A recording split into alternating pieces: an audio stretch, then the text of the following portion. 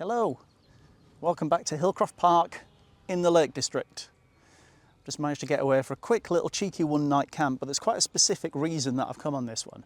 My first trip here last December, I planned on camping and I'd bought a new tent, a 3-man Eurohike Shadow 350. And the reason I bought that tent is I wanted something in between my little 2-man Eurohike tent and my big Berghaus Air 400.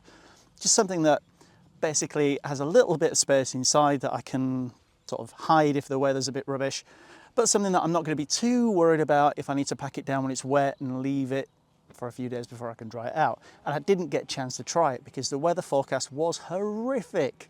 So I chickened out of the tent and just changed the bucking to a pod, which was really nice, but I haven't actually used the tent yet, and I haven't even seen it in the flesh. I haven't had it out of the bag, I haven't tried it, so I wanted to just get away for a little cheeky one night camp and give it a go. The forecast today looks really, really nice. As you can see, actual sunshine. But this is the Lake District and it does change by the nanoseconds. So I don't know how long that'll last. The forecast is good though. It's due to be really super settled this evening. So fingers crossed, it's a good night. During which I plan on doing nothing apart from sitting next to my fire pit and drinking red wine and just enjoying a night out here with this entire field to myself. And generally doing not a lot. So let's get this tent up and we'll see how it goes. Just having a little bit of a debate. I've been on this spot 3 or 4 times now and I absolutely love it. Traditionally, I pitch the tent facing that way with the sort of fells in view and the lake and everything lovely down there. It's a little bit breezy, that breeze is due to settle, but I'm considering just, I don't know why I said considering like that, like the extended version. I'm considering, as I've got this entire area to myself, pitching the tent facing that way, because the view that way is lovely. It's fields and trees and all that sort of nice stuff. So I might do that, and it means I can just leave the front of the tent open and avoid a little bit of the wind coming in, if there is any. So yeah, let's crack on. Right, here we go. Does anybody else get childishly excited when you set a new tent up? It's a little journey of discovery. And of course, the eternal question: are you ever going to get the damn thing back in the bag at the end of the trip? Which remains to be seen.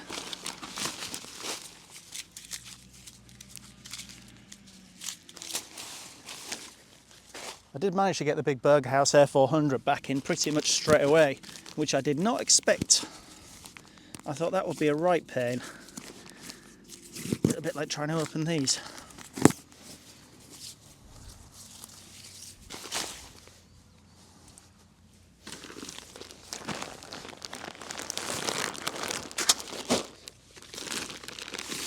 It's going to be really interesting having a first look at this tent, because I did have a look at the range of 3-man Eurohike tents, and this one by far seemed to be the one that suited me the most, just from the size of the porch area, because I really just want somewhere I can hide out the way, and this seemed to be the one that would have the most comfort for that.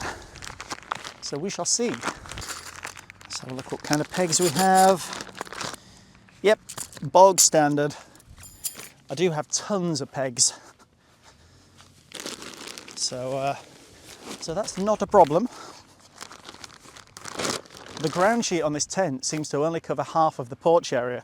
Now, the porch area is 2 meters deep, I believe, which is quite a decent size. But the ground sheet that comes with the tent only covers half of that, so I might either leave half uncovered or figure out a way. I do have a couple of other ground sheets with me that I can experiment with. Quite exciting, isn't it? Or is that just, again, just me? It's probably just me, isn't it? Let's turn you around a little bit. There we go. I was just trying to figure out the colour coordination or some sort of colour markings on these poles, and it confused me a little bit until I saw that in the grey poles there is actually a grey section.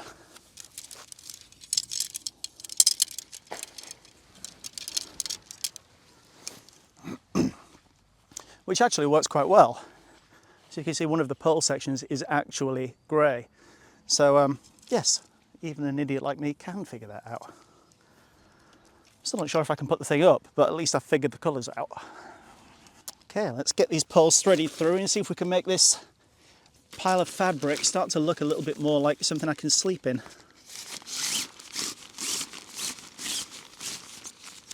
That's one through.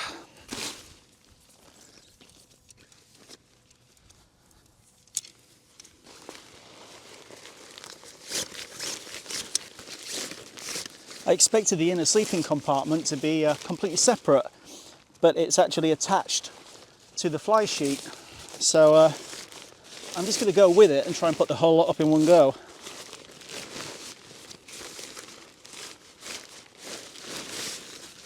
I'm actually really glad for the purposes of this video that this field is empty, because it means I can just talk like this openly to the camera without feeling like an idiot.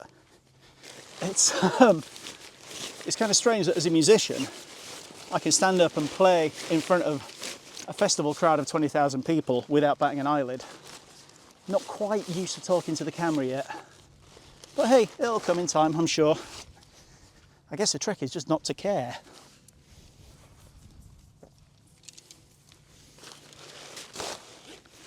I'm just filming this in one go, so it'll be quite interesting to have a look afterwards and see how long it's actually taken me to get the tent up. Because there's always, until you get used to a tent, there's always a little period of figuring it out. But really, this should just be like my little backpacker DLX, only bigger. So once the poles are through, there's a usual little metal attachment that goes in the bottom.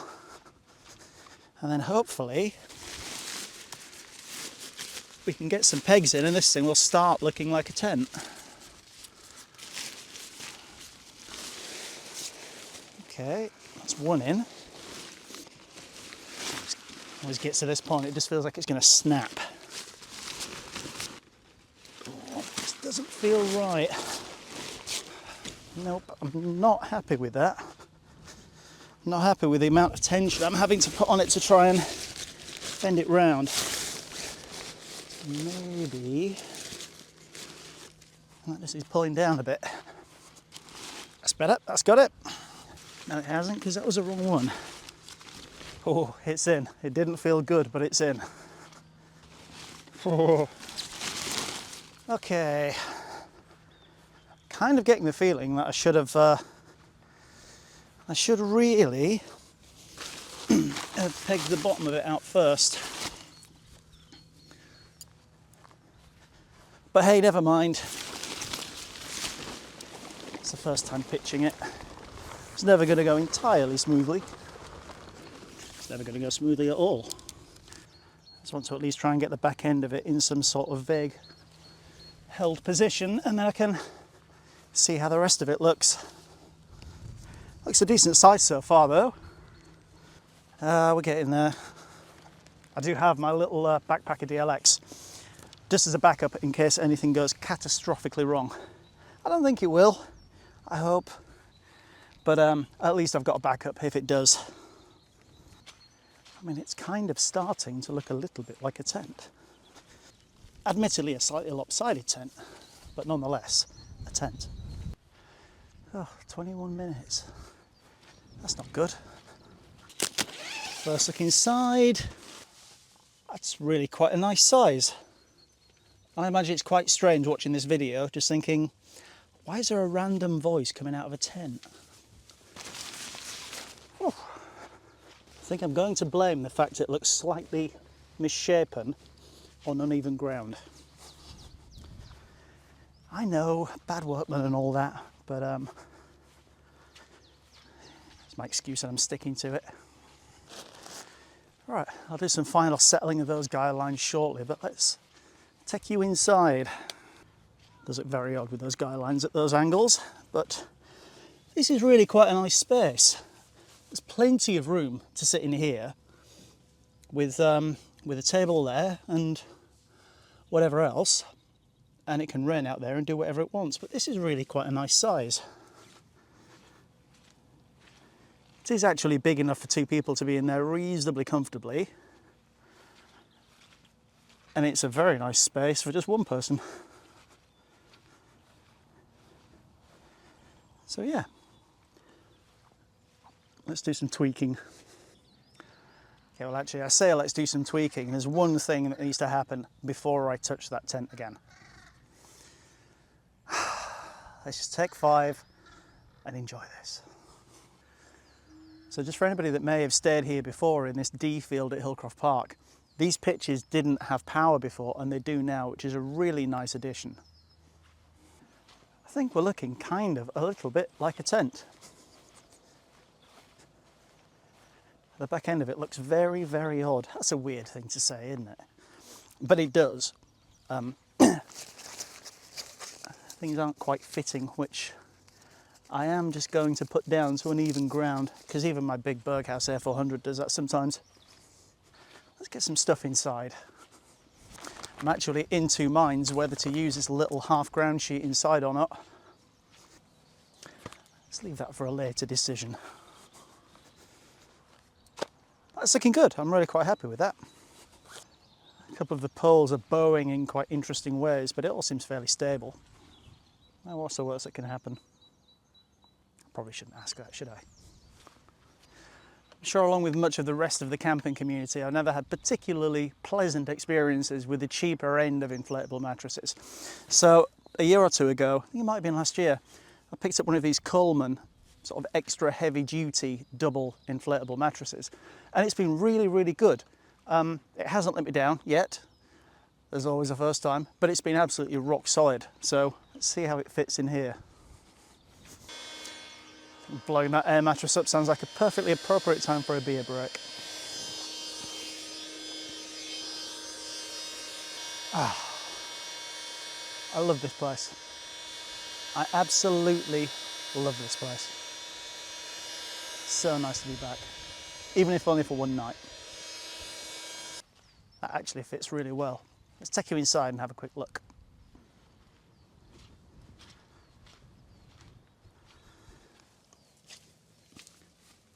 Bingo! That's really quite a nice fit. I mean, if you were a couple sharing that, there'd be tons of space. Or if you were just 2 people with separate small air mattresses, that would also work. I'm really quite happy with that so far. Right, let's get the rest of it in. Key thing that I very nearly forgot, reflective mats. These things make an enormous difference when you're camping in the colder seasons. And yeah, you really don't want to forget these. I did once on this exact spot, and I woke up at probably about 3 AM, literally cold to my bones. It was not pleasant. So let's get these in there. It took a bit of effort, but they're in. I'm so looking forward to getting the fire pit going. I have oodles of firewood, like 3.5 bags worth, and 3 bags of kindling. So if I'm being reasonably economical, which I am a bit of a pyromaniac, so that doesn't happen often. But if I'm being reasonably careful with it, I can get best part of 3 hours out of 1 bag. It's 2 o'clock now. Might nearly be fire time. It's the 1st of March today, pretty much the opening time of this park for camping. So it's still quite chilly, and it's not quite warm enough yet to go to my my lighter sleeping bag. So this is the Van Gogh Latitude Pro 400, which is not an expensive bag. It's only, I think it was only 80 quid from Go Outdoors, something like that. But it's perfectly comfortable in, or at least it has been perfectly comfortable on every winter camp I've ever done. I just have to try and get the damn thing out of the bag. I'm actually really glad I decided to pitch the tent facing that way. So let's show you the view. Let's so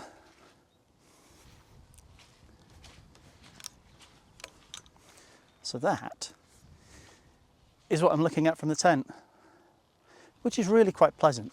It's very pleasant looking the other way towards the fells. There's still some snow on the fells, which looks amazing. But Yeah, I'm quite happy with that. Quite happy facing the direction I'm facing. Right, ground sheets. What to do about ground sheets? Let's have another bit of a beer. Let's have more of this. This always helps with decision making. That's bollocks actually, it makes it much harder, but it makes me care less.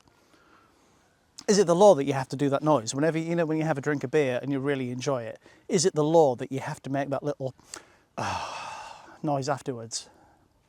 I don't know, tell me in the comments. Oh dear me, I think I'm enjoying that beer far too much. Dear viewers, introducing the star of the show. Not me, this thing. A camp is not complete without a fire pit. So the joys of having an analytical brain, probably an over-analytical brain, probably an autistic over-analytical brain, is, do I treat this porch as outside or inside? I don't really know. On my little two-man backpacker, DLX, it's distinctly an outdoor area. Even though there's a little porch, it's undercover, because I can't really do anything in there, it's distinctly outdoors. My big Berg house, I've got a carpet in the sort of the non-sleeping area, in the living area, it's distinctly an indoor area. Don't really know what to do with this.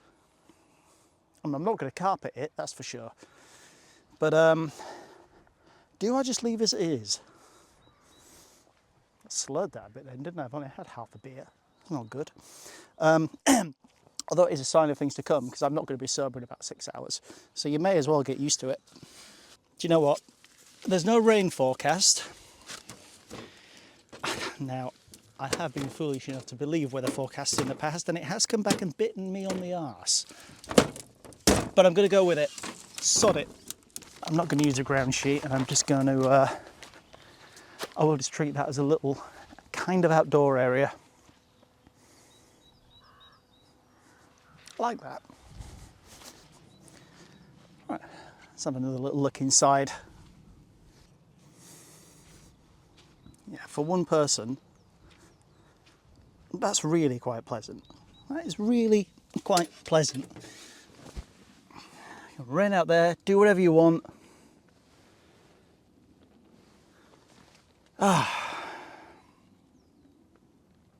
That'll do. I love that moment on a camp where you've got the biggest things out the way and you can just start to kind of relax into it. It's a little bit of a hectic one, this, because I'm only here for one day. Usually I do this and, you know, be settled in for at least 2 nights. And this is the only time I've ever been to Hillcroft Park for 1 night. The minimum I've been is 2 nights. But I just couldn't resist it. I had to get back up here. But I'm really enjoying this little space. I'm really enjoying this tent. I'm sure the next time I pitch it, it will hopefully take less than about 4 hours. But the first pitching of a tent's always a little bit fraught with confusion. Funny enough, my big Berg house, that went straight up. There was no real confusion in that at all. But then again, you just stick some bits of metal, stick some pegs in the ground, and away you go. Blow the thing up, and job's a good one, hopefully. But no, I'm really happy with this. I'm looking forward to spending a night in here. Well, a night out there by the fire pit, really. But yeah, let's settle into it and just enjoy the evening. I think I need a bacon sandwich. That might have to happen soon. And more alcohol. I think I'm pretty much set up. I have just made an addition, just because we do have a little bit of wind still blowing. Just got the Berg House wind stop. I have 2 of these. They're quite fiddly to put up, but they are very, very good. The last time I was on this pitch, actually, was with my Berg House Air 400. And it was, I mean, blustery would be an understatement. I was sat in the little sort of living area, just chilling, you know, minding my own business. And this gust of wind hit, which blew the front air beam literally into my face. I mean, I was just sat there 1 second, and the next second, I got smacked in the face by the beam. So I stood up, pushed it back, and this gust lasted probably, I would guess, 4 or 5 seconds. And knowing it was quite blustery, I'd set one of these windstops up across the front of the tent and parked the car down there to try and just ease the wind and break it up a little bit. But this thing still hit. The tent was absolutely fine, and I looked out of the tent to see if there was any sort of destruction. And I noticed the guy lines on this side, on the inside of the windstop, were really slack. So I thought, well, all right, it's understandable with the gust that's just hit it, so I'll go out and tighten them up and sort of redo the guy lines. What had actually happened is the poles had gone from that to that. So the guy lines were still attached, absolutely fine. They were still pegged in, there was no problem whatsoever, but the poles had literally, they're just bent. I managed to straighten them and it was all right. But yeah, I mean, if that windstop hadn't have been there and that had have hit the tent, I have no idea what kind of state it would have been in. Because I don't even want to think about it. But hopefully we won't have that issue tonight. It seems pretty settled. I mean, if the winds are due to drop. And if this is as windy as it gets, I can absolutely cope with this. So I think it's time to just settle down and relax in my little portable home. Maybe another beer.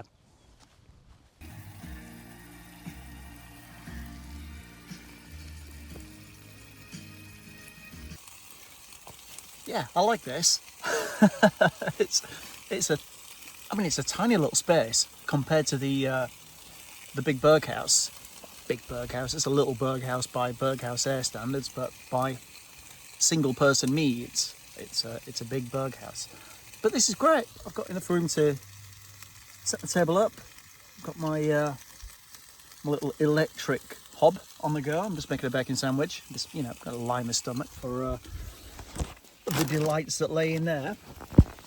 But no, I'm really enjoying this tent so far. The wind is not bad at all. It's really I'm doing that thing.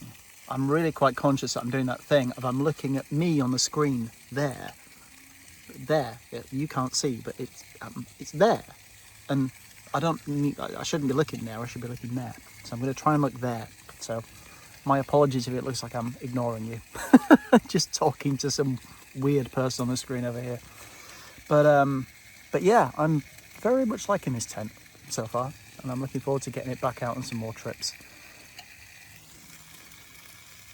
I'm looking forward to that even more though, it has to be said. A couple of beers in, a couple of bacon sandwiches in.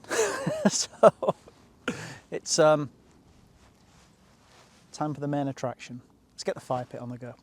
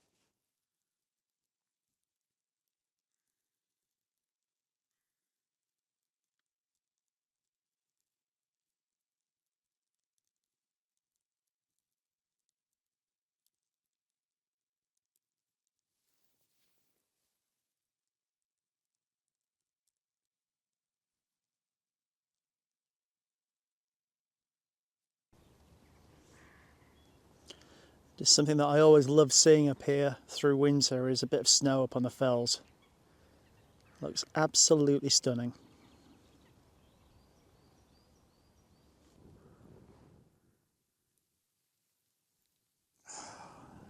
This, to me, is heaven. This is absolute heaven. I've said for quite a while that I think, as much as I love technology, you know, I'm a photographer, my professional background in music relies on technology. I love technology, I embrace it, but I don't really like the fact that in this pursuit of technology and sort of automation and letting technology do all the work and all that kind of thing, I don't like that we're losing so many other things. Sorry, this is going to be a little bit of a, maybe a little bit of a deep and thoughtful moment, and there might be a couple of those coming tonight, but it just seems to me that we're losing, the key thing we're losing is the ability to communicate. So we are so used to picking up some sort of digital device and speaking to each other, or interacting with strangers in that way, particularly through forums and Facebook groups and things like that. And we're losing the ability to communicate. And I think that manifests itself no better than the way people speak to each other online. So if somebody has a disagreement with somebody, and it could be something as simple as, let's take a photography example, RAW and JPEG. So this has been a battle that's run on for however many decades now, probably, since we've had digital cameras. You know, somebody says, I shoot RAW, somebody says, I shoot JPEG, and these two sides will absolutely go at each other's throats about something that simply doesn't matter. Well, RAW works for you and JPEG works for you. That's absolutely fine. It doesn't matter. And yet, in this digital space, without any contact, actual physical contact with each other, people just have this animosity, hatred, call it whatever you will. But people can't communicate. And there's an element of, you know, the phrase keyboard warrior is a real thing, because people literally hide behind keyboards and say what they like because they're not scared of any consequences. You know, you kind of see things that people say to each other through digital means, through the internet, that you think you would probably lose your front teeth if you said that to somebody in real life. And you probably wouldn't say that to somebody in real life. And yet you feel empowered by the anonymity of the internet to be able to say these things. And it's wrong. It's just wrong. So communication, I think, is something that we're suffering quite a lot with, from losing. It's weird the kind of things that sitting around a fire pit makes you think, because, you know, I'm a little bit of a pyromaniac. I love fire, controlled, of course, but sitting around next to a fire like this is just wonderful. It feels relaxing, it feels comforting, it feels natural. And I think the reason for that is that we as a species have done this for thousands and thousands of years. You know, we've literally sat by fires, generally in the company of other humans, for thousands of years. And I think that's why it still feels so natural and so just comforting to so many people. You know, you can sort of just sit by the fire and you almost never feel alone, even though I'm completely alone in this field, although I quite like being alone in a lot of situations. I can't be completely alone. I need people in my life. I have a very small but extremely close circle of friends, and I'd be absolutely lost without them. But I also like me time, and just sitting by the fire like this, out in a big field on my own, just feels wonderful. So yeah, as much as I love technology, I'd just like to see us being a bit more human, being able to communicate a bit more, and think if we communicate with people through the internet and through digital means, just have it in the back of our minds to think, how would I respond to this person if they were standing in front of me? If I could see their facial expressions, if I could judge their emotion, if I could think of what other troubles they're having in life at the time, at that moment, would I speak to them the same way? And I think in many cases the answer would be no. So yeah, there's a deep thought for this hour, and there may well be another one in the next hour.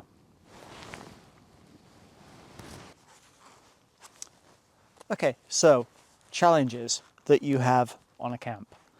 I realised earlier that I didn't bring a sharp knife with me, so while I was picking supplies up, mostly alcohol, admittedly, but when I was picking supplies up earlier in Morrison's, other supermarkets are available, I picked up a knife, which will be my camping knife. I can just keep this in my camping kit, and it will remain in there as a sort of camping thing.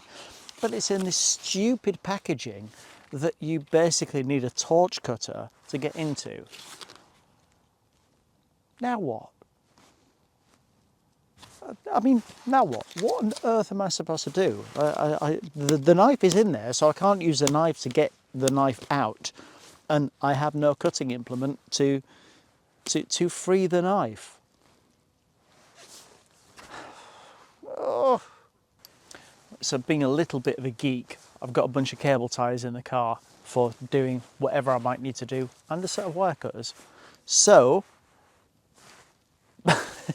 yeah, wire cutters saved the day. And the knife has been freed. Let's make some food. There are some touring caravans down there, which, if I can see them, they can see me. And it just struck me that they must be wondering what the hell is going on up here. Because I suspect this kind of looks a little bit like a film set. And yeah, sure enough, my campsite looks like a film set. But you know what? I'm fine with that. It's all good. Right, let's make some fajitas. Oh, finally. So, I know I did fajitas on one of my other camps in December, but I felt like doing it again. And to be honest, I think it was a good move, because this is the most amazing camping food imaginable.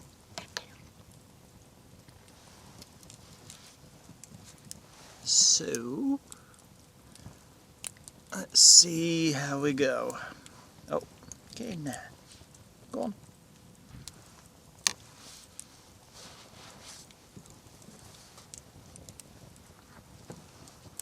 I think I kind of messed up on that one, actually. How does this work again? I don't know.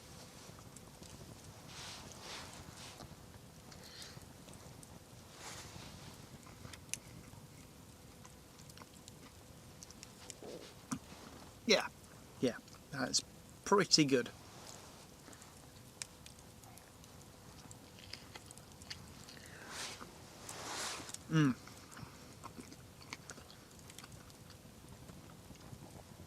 I don't think camping food gets any better than that, really. And that is pretty much the pinnacle. I'm going to fire that down. I'll see you in a bit. Well, good morning. The wind's picked up a little bit today, but it's still not too bad. It's certainly not as bad as I've known it here in the past.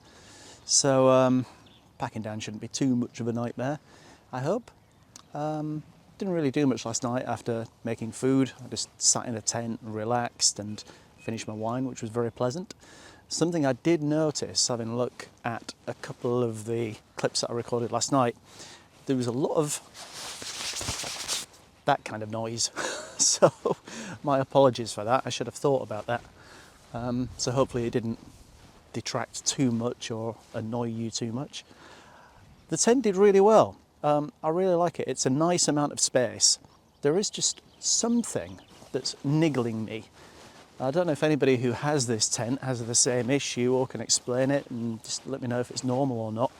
But two of the poles, the two poles on the outsides, if you like, they're sort of bowing out in a weird way. It's almost like the strap that connects them is too short, but it isn't.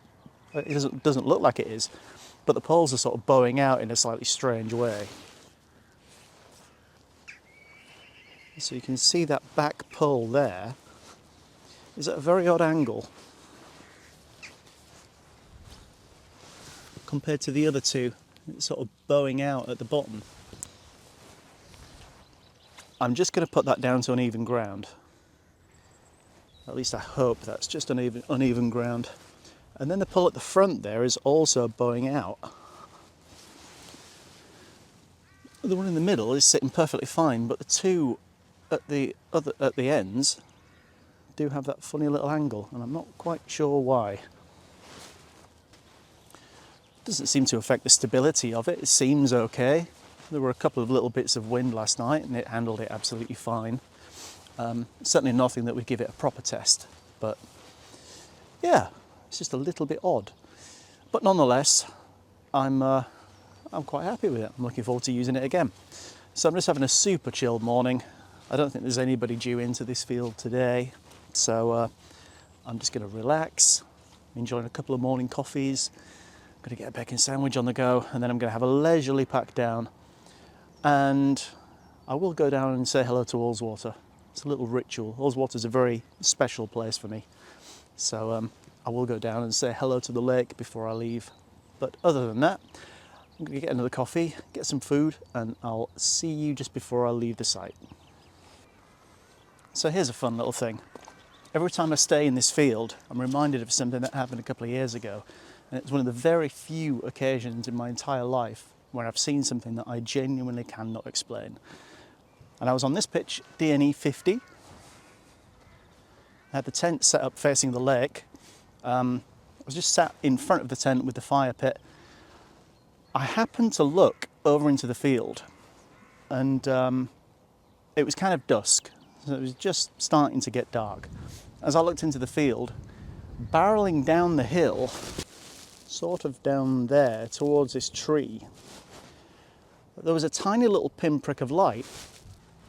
It's difficult to estimate how big it was. It wasn't big, it was maybe a couple of centimetres, just a tiny, tiny little pinprick of light. Brilliant white, no colour cast to it whatsoever. And the only way I can describe its movement is if you stuck a tiny little torch on something like a Jack Russell or some sort of little dog and told it to run down the hill. Told it. You know what I mean. If there was a small light on a small dog running down a hill, that's how I can best describe the movement of it. It was sort of, you know, it wasn't smooth, it was quite random as it went down the hill. Not illuminating anything around it, which, as we know from how light behaves, a tiny little point source of light wouldn't illuminate anything around it really. And I just thought that was exactly what it was. I just thought it was, you know, some dog walker going through the field, even though there's no footpath through that field. It's just a closed field. There were sheep in there. So I did think it was a little bit odd. So I kind of sat there for a couple of seconds looking at this thing going down the hill, and I noticed the sheep were walking away from it because the field was full of sheep. A lot of them were down in that part of the field, and they were walking away from it looking, to use the phrase, quite sheepish, and they were sort of looking back like this and walking a little bit further and looking back and walking a little bit further. As this light got to the tree, it stopped. It just went out. Now, I'm still thinking it's a dog. Still thinking, you know, the dog's just stopped behind the tree and waiting for whoever was with it to follow. But no, the light just disappeared. As it disappeared, all of the sheep legged it to the top end of the field. Now these sheep, I think I was on the second night of the camp by this point, and these sheep had been through that field, distributed quite evenly through that field. They legged it to the top. And they stayed there. They were still up there the next morning. Now, had it not been for the fact I was stone cold sober because I was out on the lake on the kayak at 6 a.m, and so I purposely didn't drink so I could drive around there, I might have thought maybe I imagined it. Finish this from in the tanks, it's getting a little bit blustery out there. So yeah, so this thing barrels down the hill, this little tiny light, gets to the tree, and then just disappears. So I'm still thinking at this point, it's a dog. It's a light on a dog, and it's just stopped waiting for whoever was with it. but it just disappeared, and there was nobody else there. It was obvious there was nobody else walking through the field, and there was no dog. There was just this light. Whether it went out when it hit the tree, if it hit the tree, I've got no idea. It just got to the tree and disappeared in exactly the same way as you'd imagine, you know, like that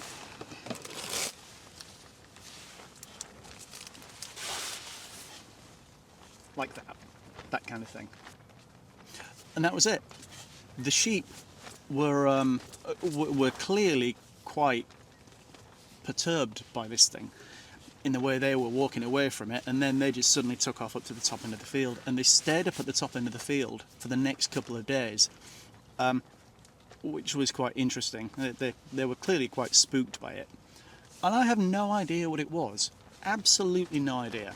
The only thing I can assume, I mean, it was clearly some form of energy, because you can't create light without energy. I mean, light is energy. So the only thing I can think is it's some sort of electrical thing that we don't really understand. You get the theories of ball lightning and things like that. I have no idea what it was, but all I know is I saw it, the sheep saw it, and it spooked them for the rest of the trip. So yeah, quite interesting. Just one of the very, very few times in my entire life I've seen something that I cannot in any way explain. And I'm always reminded of that every time I stay in this field. So yeah, all good fun. Well, it's that time, the worst time of any camp. Time to pack up and go home. I always feel I have such a deep connection with this place. Not just Hillcroft Park, but the lakes in general, that I always do feel quite sad when I leave. But I also try and think it's just, you know, when I get back home, it's just a gap until next time. So I'm going to see if I can get that thing back in its bag, and I'll catch up with you in a bit. Okay, well that's everything out of the tent. Let's see how this thing goes down.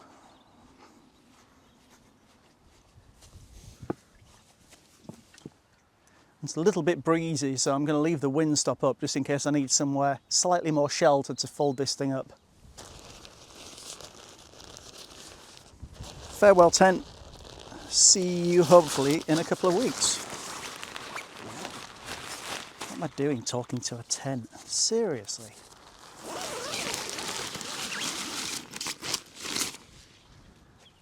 Can a tent be classed as a sentient being? I don't know. It says now. Just realised I should really leave the inner unzipped. It's a lesson I learned the hard way with my big Berg house.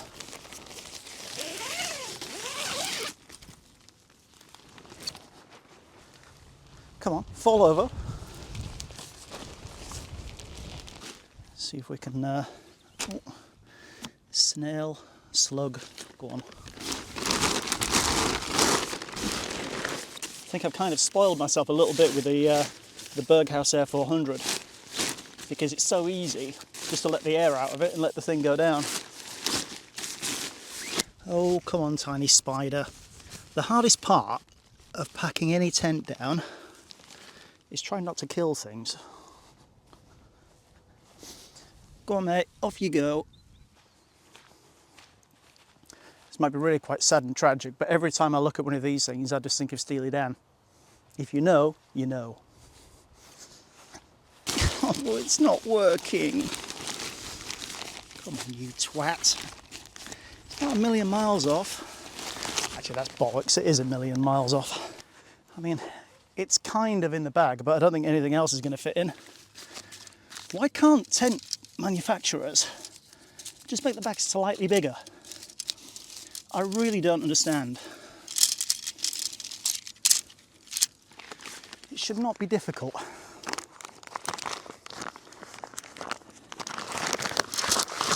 Admittedly, it could also just be my sheer incompetence, but it seems to be a fairly common problem, not being able to get tents back in the bag. Okay, moment of truth. No, I'm not even going to bother trying. It's staying like that. I've got that really annoying thing now where I want to repack this. Because I kind of feel like I'm not going to let it beat me, but I equally just can't be arsed. This thing can be quite fun to pack down when it's windy. Actually, I don't mean fun, I mean horrible. But again, once it's up, it does work very well. Right, that's everything down. Now the mammoth task of packing it all in the car. All done. Officially home time, which, yeah, as I said, I never really like, well, I never like at all. But it's got to be done. So I'm going to head on, probably go down to the lakeside, just say hello to Ullswater. It's a bit of a ritual whenever I leave the campsite, go and see my beloved lake for a bit. And then I'm going to potter on home and, yeah, back to normality until the next time. If anybody does have the same tent, the Eurohike Shadow 350, and you have the same issue with certain poles not looking like they should, please do let me know in the comments, because I'd be quite interested to know if that's a general thing with that tent. Also, if anybody has any idea or advice on how to get the damn thing back in the bag, please also let me know as well. Again, it's the first time I've pitched it, so I'm sure that will get easier. But we'll see. Either way, I've enjoyed the tent. I've enjoyed this little mini one-night camp, and can't wait for the next one. So until next time, thanks for watching. I couldn't leave without coming and seeing my lake.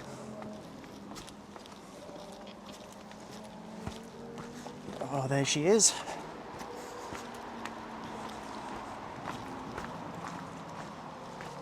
Oh, you may have noticed I've added go faster stripes to my helmet. I wanted to get this helmet in red just to be more visible when I'm out on the lake, but I could only find it in black. So I've opted for reflective stickers.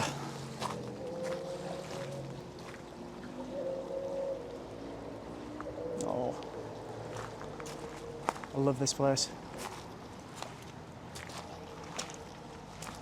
I absolutely love it.